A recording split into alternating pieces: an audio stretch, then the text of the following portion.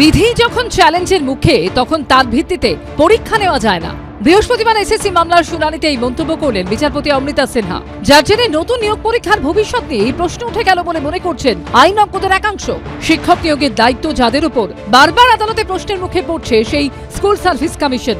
স্বচ্ছতা নিয়ে আগেই প্রশ্ন উঠেছিল, এবার প্রশ্নের মুখে পড়েছে এসএসসির দক্ষতাও।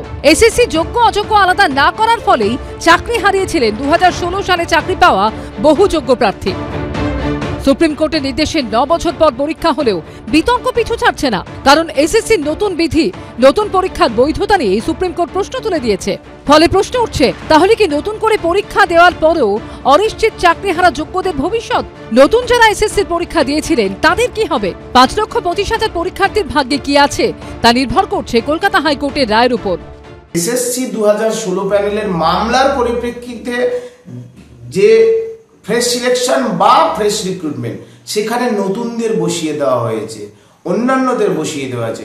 সুতরাং যথার্থভাবেই এই পরীক্ষার ভবিষ্যৎ নিয়ে প্রশ্ন ওঠাটাই বাঞ্ছনীয় বলে আমারই মনে হয়। আমার একটা কথা আত্মসমালোচনা করতে ইচ্ছা হচ্ছে, যদি বিধিটা আমরা এখন ফ্রেশার্সরা দাবি করি যে, বা চাকরি প্রার্থীরা দাবি করি যে বিধিটা স্বচ্ছ না অস্বচ্ছ, তাহলে সেই দিন যেদিন প্রকাশিত হয়েছিল আমরা সেদিন কেন আন্দোলন করলাম না? গেজেট যেদিন প্রকাশিত হয়েছিল সেদিন কেন বিক্ষোভ করলাম না? সেদিনও সরকারের উপর আস্থা ছিল, বিশ্বাস ছিল। আমার মনে হয় এখনও থাকা উচিত। আগামী দিনে দেখুন, চাকরি প্রার্থীরা তারা তো হাহুতাশ করবে, আমি নিজেও করছি, তো এর পাশাপাশি বিশ্বাস ভরসাটাও রাখতে হবে। আমার মনে হয় যে মাননীয় মুখ্যমন্ত্রী বিষয়টা খতিয়ে দেখবেন। বুধবার এসএসসিকে তীব্র ভৎসনা করে শিক্ষক নিয়োগ সংক্রান্ত সব মামলা কলকাতা হাইকোর্টে ফেরত পাঠিয়েছে সুপ্রিম কোর্ট। বৃহস্পতিবার কলকাতা হাইকোর্টে মামলার শুনানিতে বিচারপতি অমৃতা সিনহা বলেন, যে বিধি মেনে পরীক্ষা হয়েছে সেই বিধিকেই এই মামলায় চ্যালেঞ্জ করা হয়েছে। বিধি যখন চ্যালেঞ্জের মুখে তখন তার ভিত্তিতে পরীক্ষা নেওয়া যায় না। আমি জানি না এখানে কি সওয়াল জবাব হবে। এরপর এসএসসির আইনজীবীকে বিচারপতি প্রশ্ন করেন, আপনারা ওই মার্কশিট আপলোড করেননি কেন?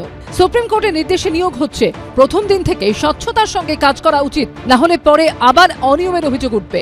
এরপরই আদালত নির্দেশ দেয় 2025-এ লিখিত পরীক্ষার ওই মার্কশিট আপলোড করতে হবে এসএসসিকে।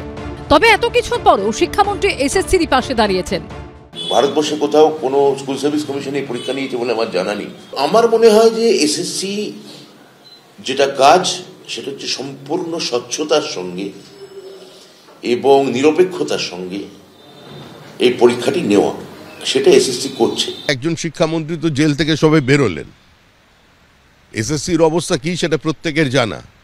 আজকে তৃণমূল কংগ্রেসের কারণেই এবং তৃণমূল কংগ্রেসের সর্বোচ্চ নেতৃত্বের অনুমোদনে এই দুর্নীতি সংগঠিত হয়েছে।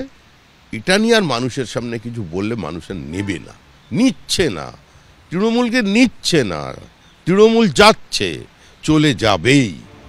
অন্যদিকে এসএসসি সংক্রান্ত আরেকটি মামলায় শুক্রবারই শুনানির জন্য বিচারপতির দৃষ্টি আকর্ষণ করেন এক আইনজীবী। তিনি বলেন, 18 নভেম্বর থেকে নথি যাচাই শুরু হয়ে গিয়েছে। বিচারপতি অমৃতা সিনহা তখন বলেন, পরীক্ষার কি হবে কেউ জানে না, আপনি নথি যাচাই নিয়ে ব্যস্ত হয়ে পড়ছেন। প্রথমে দুর্নীতির জন্য অযোগ্যদের পাশাপাশি যোগ্যদেরও চাকরি গেল,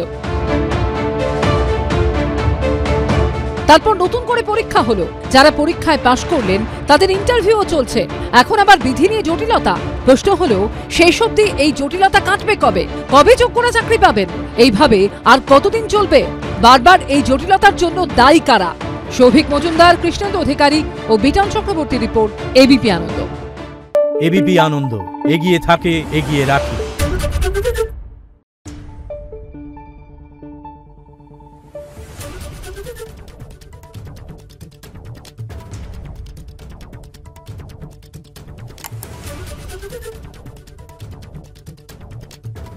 Thank you.